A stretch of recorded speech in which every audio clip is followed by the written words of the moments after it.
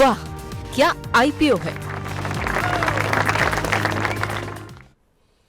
वाह क्या आईपीओ है, खास पेशकश हमारी। और हर बार जब भी कोई आईपीओ आने वाले होते हैं या आईपीओ कोई खुला होता है या कोई लिस्टिंग होती है, हम कोशिश करते हैं उससे जुड़ी हुई तमाम पहलुओं पे जो है एक आपको राय दे सकें, ताकि आपको निर्णय लेने में आसानी हो कि आपके जो मेहनत से कमाए हुए पैसे हैं वो इन आईपीओ में लगने चाहिए या फिर नहीं लगने चाहिए। हर रोज़ की तरह हमारे साथ शौर्य जुड़ चुके हैं तमाम जानकारी लेकर के। सबसे पहले शौर्य जानना चाहेंगे, आज से 2 आईपीओ खुल रहे हैं, पहले किसको डिस्कशन में लेके आ रहे हैं? जी, पहले उसको लेते हैं जिसमें 100% से ज़्यादा का जीएमपी मिल रहा है, वो है Exicom tele system. Exicom tele system में हम बेसिक डिटेल्स आपको जाना बता रहे हैं, लेकिन अगर सब्सक्रिप्शन की बात करें तो पहले दिन आज 5 गुना ज़्यादा सब्सक्राइब हो चुका है और ग्रे मार्केट में से 170 रुपीज़ का प्रीमियम मिल रहा है 142 रुपीज़ के प्राइस पर। अब इसके पीछे के रीज़न जानते हैं। देखिए, कंपनी 2 बिजनेस में है। पहली है क्रिटिकल पावर बिजनेस, जो इसका लगभग 70% के रेवेन्यू को ऑक्यूपाई करता है, लेकिन दूसरा बिजनेस है कंपनी का ईवी चार्जिंग, जिसमें कंपनी का बिजनेस सेगमेंट 10% के रेवेन्यू शेयर से 30% हो गया है और इसमें कंपनी के पास 60% मार्केट शेयर है रेजिडेंशियल सेगमेंट में और 25% मार्केट शेयर है पब्लिक चार्जिंग सेगमेंट में। साथ ही साथ कंपनी अर्ली मूवर है। जैसे जैसे कंपनी के पास 2 एडवांटेज है। पहला, क्योंकि स्टार्टिंग से बना रहे हैं, पहले में है तो कस्टमर ट्रस्ट करते हैं। दूसरा, इतने टाइम के बनाने के साथ साथ सस्ता बनाने में सक्षम हो गया। और उसके ऊपर आते हैं वैल्यूएशंस। कंपनी का प्राइस टू अर्निंग्स रेशियो है 42.01, बल्कि इसके पीयर्स का लेटेस्ट प्राइसेस के हिसाब से वैल्यूएशन है 166, यानी बहुत सस्ता है। लेकिन उसके पीछे एक रीजन है। अगर कंपनी के हम पीईटी की बात करें 2 साल में, तो कंपनी का प्रॉफिट आफ्टर टैक्स बढ़ा है 56% के सीएजीआर से। वहीं अगर लिस्टेड पीयर्स की बात करें तो उनका सीएजीआर बढ़ा है 200% से। वहीं कंपनी की ईबिट मार्जिन इंप्रूव होते हुए नजर आए हैं, लेकिन अभी भी वो इनके पीयर से नीचे हैं। ब्रोकर्स भी बुलिश है। ओवरऑल यही देखें, मार्जिन तो सस्ते हैं, वैल्यूएशन सस्ते हैं, स्ट्रेटेजिकली एडवांटेज है कंपनी के पास। एक्सिकॉम टेली सिस्टम्स, जी हाँ, पहले ही दिन 5 गुना सब्सक्राइब हो गया है। ग्रे मार्केट प्रीमियम काफ़ी शानदार देखने को मिल रहा है। और ये आईपीओ जब अपना रोड शो कर रहे थे तब हमारी बात हुई थी अरुण जी से, और तब अरुण जी ने बताया था इसके बारे में कि वो बैंगलोर पहुँचे हुए हैं और यहाँ पर किस तरह का आईपीओ आ रहा है। एसबीआई कैप सिक्योरिटीज़ कह रही हैं लंबी अवधि के लिए सब्सक्राइब करें, रिलायंस सिक्योरिटीज सब्सक्राइब करें, निर्मल बैंक कह रहे हैं सब्सक्राइब करें, और स्टॉक बॉक्स भी कह रहा है कि सब्सक्राइब करें। तो ज़्यादातर ब्रोकर्स पॉजिटिव हैं, ग्रे मार्केट प्रीमियम ज़्यादा मिल रहा है और सब्सक्रिप्शन के आंकड़े हमने आपको बता ही दिए हैं। अब जरा अरुण जी से बातचीत कर लेते हैं। अरुण सर, सब कुछ पॉजिटिव लग रहा है या फिर कुछ निगेटिव भी दिखाई दे रहा है? कैसे देख रहे हैं आप इस आईपीओ को? सर, इसमें शौर्य ने कई चीजें अपने को बताई। 2-3 चीज मैं भी अपनी ऐड करना चाहता हूं। जी, इसमें आगे जाकर अगर इस कंपनी को अपन 2 या 3 साल के बाद देखें तो इसके जो 2 अलग बिजनेस हैं, इसमें बहुत बड़ा बदलाव देखने को मिलेगा। जो इसका जो मेन बिजनेस है आज, जिसमें 65 से 70% का इसका टोटल रेवेन्यू आता है, वो है क्रिटिकल पावर सप्लाई इक्विपमेंट, जिसमें ये टेलीकॉम टावर्स को इक्विपमेंट बेचता है जिससे कि उनको कंटिन्यूअस पावर सप्लाई मिले। ये जो धंधा है बड़ा कंपेटिटिव है और इसमें जो भारतवर्ष में 3-4 बड़े प्लेयर हैं, वो कॉस्ट प्लस बेसिस के ऊपर में इनको ऑर्डर देते हैं, जिससे कंपनी बहुत ज्यादा कुछ कमा नहीं पाए। दूसरा जो बिजनेस है ईवी चार्जर्स, इसमें मार्जिन्स अच्छे हैं। ये एक नया बिजनेस है, इसमें क्रिटिकलिटी है, इसमें जो कहते हैं कि ग्रोथ अपॉर्चुनिटी है।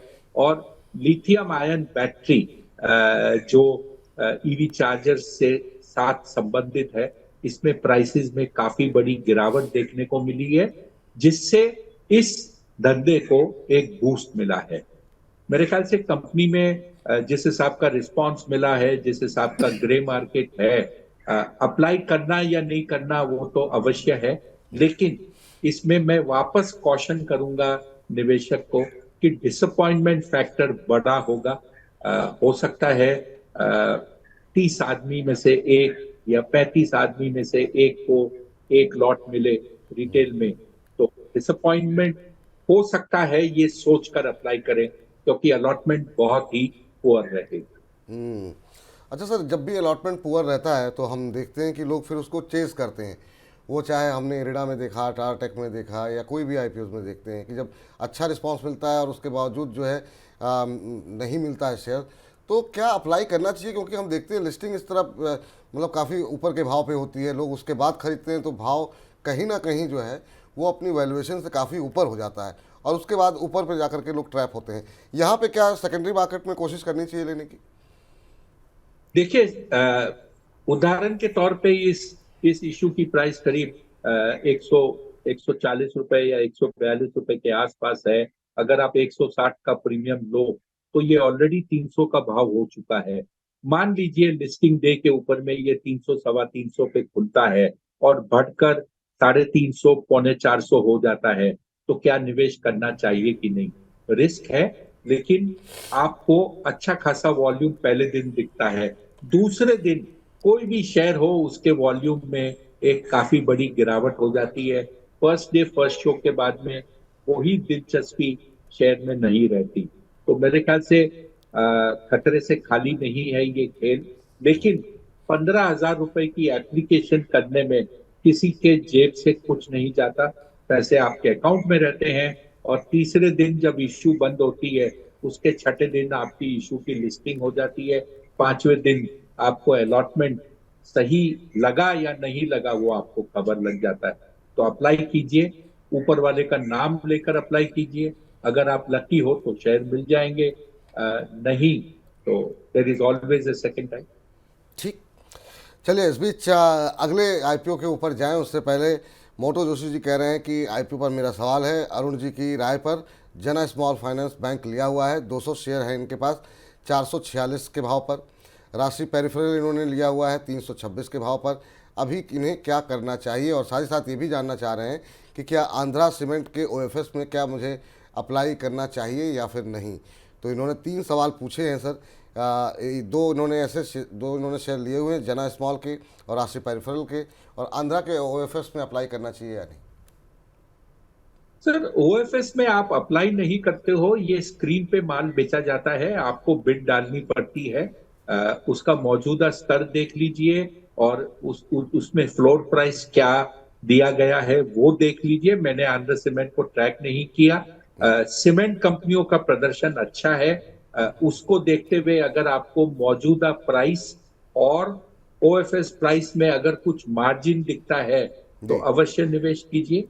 जहां तक ये 2 सवाल के इन्होंने कंपनियों के सवाल पूछे, आरपी पेरिफेरल्स में दाम में वृद्धि हुई है। कंपनी अपने दिसंबर तिमाही के नतीजे गुरुवार को पेश करेगी। उस दिन नतीजे के बाद में थोड़ी सी वोलेटिलिटी शायद देखने को मिल सकती है।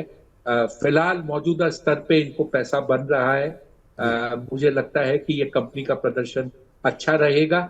जना का जो इन्होंने सवाल पूछा है वो अगले सेगमेंट में ले लेते हैं, क्योंकि ये मेरे स्टॉक मैंने रेकमेंड किया है। अच्छा, तो उस समय बात कर लेंगे। ठीक है सर, बिल्कुल सर। चलिए अब शौर्य के पास चलते हैं और आज के दूसरे आईपीओ को किस तरीके का रिस्पांस मिल रहा है वो समझने की कोशिश करते हैं। वहाँ पर भी ऐसी धूमधाम है या थोड़ा सुस्त माहौल है? जी बहुत धूमधाम है। इससे कंपेयर करेंगे तो वही बात है, सेंचुरी के बाद हाफ सेंचुरी फीकी लगती है।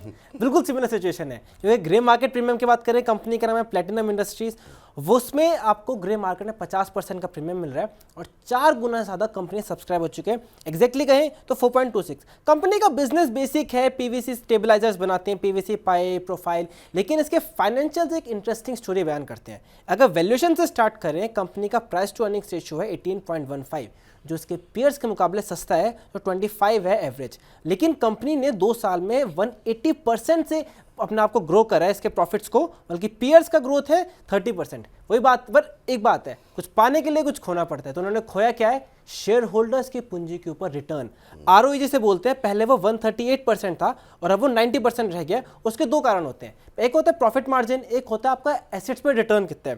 प्रॉफिट मार्जिन कंपनी के काफी सुधरे हैं, लेकिन एसेट टर्नओवर घटा है। उसका देखिए सिंपल रीजन है, कंपनी ने अपने आप को एक्सपेंड करा है, अब इतने एफिशिएंट एसेट्स नहीं मिले हैं, उनको एफिशिएंटली यूज नहीं हो पाया है, तो एसेट टर्नओवर घटा है। लेकिन क्योंकि ज्यादा एसेट्स लिए हैं तो जो फिक्स्ड कॉस्ट होता है वो बढ़ गई, और जिस वजह से स्केल होने के साथ साथ कंपनी को इकोनॉमीज ऑफ स्केल का फायदा मिला है, और उस वजह से प्रॉफिट आफ्टर टैक्स बढ़ते हुए नजर आया, प्रॉफिट मार्जिन में सुधार देखने को मिला है। ठीक, चलिए अब इस पर जो है अरुण सर की राय लेते हैं। अरुण जी, आपकी राय क्या है सर? इससे पहले ब्रोकर्स की राय दिखा देते हैं। आनंद राठी कह रहे हैं सब्सक्राइब कीजिए लंबी अवधि के लिए।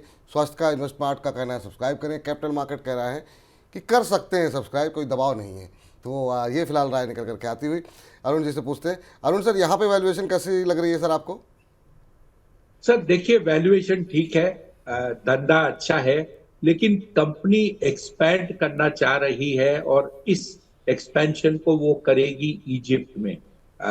मुझे ये चीज पूरी समझ में नहीं आई, क्योंकि ये जो प्रोडक्ट है ये कोई बल्कि मटेरियल नहीं है कि आपका बहुत ज्यादा वॉल्यूम में धंधा होता हो और इंडिया से इजिप्ट एक्सपोर्ट करना है, उसके लिए आपको फ्रेट का कॉस्ट बड़ा होता है।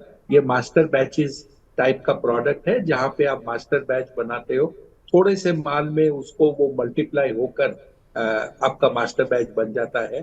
तो ये मॉडल मुझे खतरे से खाली नहीं लगता, लेकिन हाँ, जो मौजूदा स्तर है एक छोटी कंपनी कही जा सकती है, इसमें काफी बड़े प्लेयर्स है इसका, और इसका क्योंकि प्रदर्शन अच्छा है, डिमांड अच्छा है, मर्चेंट बैंकर जो इसका है उसके पिछले जो इश्यूज आए हैं उसका ट्रैक रिकॉर्ड अच्छा है, तो इसमें भी पैसे बनते हुए दिख रहे हैं। और जिसे कहते हैं ऑब्सीन टाइप से ये इश्यू ओवर सब्सक्राइब हो जाएगी, तो इसमें भी अलॉटमेंट कम मिलेगा।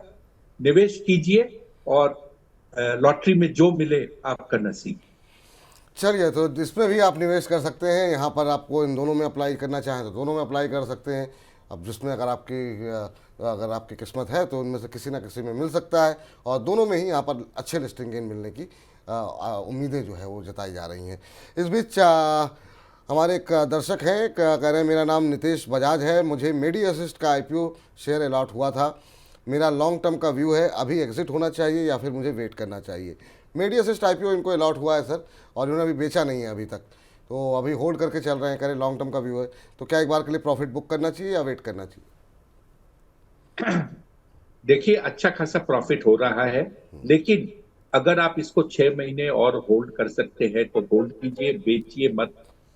ये एक यूनिक कंपनी है अपने सेगमेंट में, जिसके पास में कैश बहुत पड़ा है, कंपनी का प्रदर्शन बहुत अच्छा है। इसके जो सेकंड प्लेयर, थर्ड प्लेयर इस सेगमेंट में है, वो इस कंपनी से बहुत ही छोटी है, और ये एक ऐसी कंपनी है जिसमें कि आगे जाकर आप देखेंगे कि सभी निवेशक इसके इंस्टीट्यूशनल प्लेयर्स रहेंगे। तो रिटेल इन्वेस्टर होकर आप जो इसमें निवेश कर चुके हैं, आपको पैसा बन रहा है, निवेशित रहिए, आगे जाकर इसके रिटर्न्स बढ़ेंगे। और जो भी कंपनी ने हाई किया था, मेरे ख्याल से ये इसका हाई था करीब 550-560 रुपए के बीच में, उससे काफी ज्यादा हाई आपको अगले 6 महीने में देखने को मिलेगा। ठीक, सॉरी, कल एक IPO बंद हुआ है GPT हेल्थ केयर का, वहाँ पर फाइनल नंबर्स क्या रहे हैं वो हमारे दर्शकों को अपडेट दे दीजिए। जी चलिए, GPT हेल्थ केयर के अगर फाइनल नंबर्स देखें तो टोटल IPO 8.52 टाइम सब्सक्राइब हुआ है, और अभी लेटेस्ट आंकड़ों के हिसाब से कंपनी को ग्रे मार्केट में 14 रुपीज़ का GMP मिल रहा है। 14 रुपीज़ का? जी।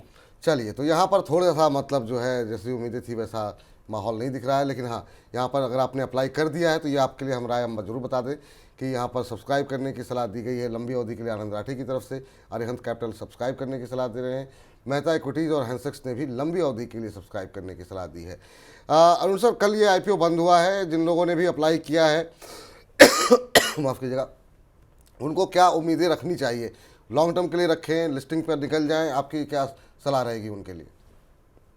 सर देखिए, पहले दिन जब कंपनी लिस्ट होती है तो उसमें वॉल्यूम बहुत बड़ा होता है। मान लीजिए ये पूरे इश्यू जो 3 दिन खुली थी, इसका जो ग्रे मार्केट प्रीमियम है, अगर अपन उसको एक इंडिकेशन ले तो वो 6-7 रुपए से लेके 20 रुपए के रेंज में घूम रहा था। मान लीजिए अगर आपको 30-35 रुपए इंट्राडे में कभी दिख जाता है और आपको शेयर लगे हैं, तो उसमें आप निकल सकते हैं। बेटर अपॉर्चुनिटी आगे जाकर अवश्य मिलेगी। अगर आपको शेयर नहीं लगे हैं और आप निवेश करना चाहते हो, तो मेरे ख्याल से इश्यू प्राइस के आसपास या हो सकता है 5-10 रुपए नीचे एक टारगेट रखना चाहिए, चाहे वो पहले दिन मिले, दूसरे दिन मिले या तीसरे दिन मिले। जल्दबाजी करके इस शेयर में नया निवेश न करें। ठीक है, जल्दबाजी ना करें, ये फिलहाल राय निकल करके आती हुई। इस बीच एक और दर्शक हैं, रजनी जी, कह रहे हैं कि हैप्पी फोर्जिंग के शेयर IPO से रखे हुए हैं, क्या एवरेज कर सकते हैं? 1 साल रख सकते हैं अभी और? चलिए, IPO के समय से पड़े हुए हैं सर शेयर, और अभी और 1 साल रख सकती हैं, एवरेज करना चाह रही हैं, क्या एवरेजिंग की सलाह आपकी तरफ से रहेगी इनको? विपुल जी, मैं दर्शक को अलग तरह से इसका जवाब देना चाहता हूं। बिल्कुल सर। बाजार पिछले 6 महीने में लगभग एक तरफा ऊपर गया है और ये जो शेयर है हैप्पी फोर्जिंग लिस्टिंग के बाद में एक तरफा तो नहीं, बट जैसे कहते हैं कि धीरे धीरे धीरे नीचे आया है। ये एक समय पे 1150 रुपए के आसपास था, अब ये 950 रुपए के आसपास है। इसका मतलब ये कि उछले स्तर से इसमें बड़ी मात्रा में गिरावट देखने को मिली है। ऐसे शेयर में आप नया निवेश क्यों करना चाहते हैं, ये आप पहले सोच समझकर थोड़ा सा डिस्कस करके फंडामेंटल निकाल लीजिए, फिर तय कीजिए कि आपको नया निवेश क्यों करना है। चढ़ते हुए बाजार के सामने ये शेयर में गिरावट आई है, कुछ न कुछ तो गड़बड़ हो। कुछ ना कुछ तो गड़बड़ हुई है, तो अभी आपको एवरेजिंग की सलाह फिलहाल आपके लिए नहीं है।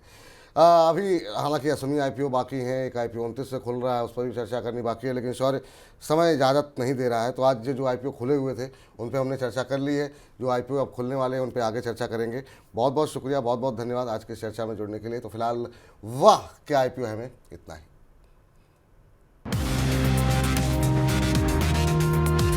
वाह क्या आईपीओ है।